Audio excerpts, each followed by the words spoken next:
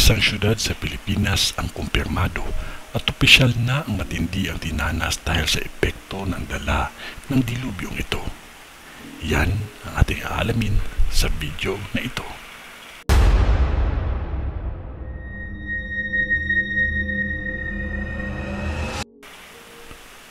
Kinakailangan ng gawin ng syudad na ito para maaksyonan ang lumalalang epekto ng kanilang kinakaharap ngayon. Malawak na ng mga tanim na kasi ang sinira ng matinding init na sumatotal na sa 176.8 million pesos.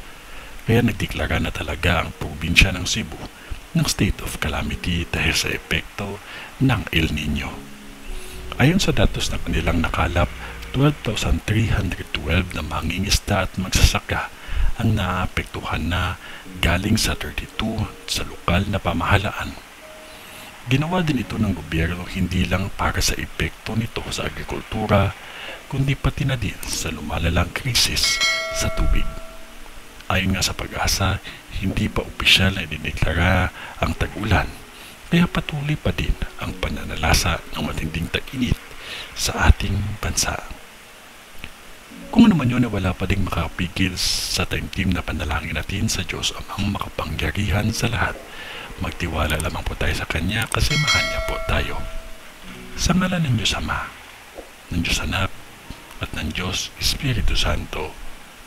Amen.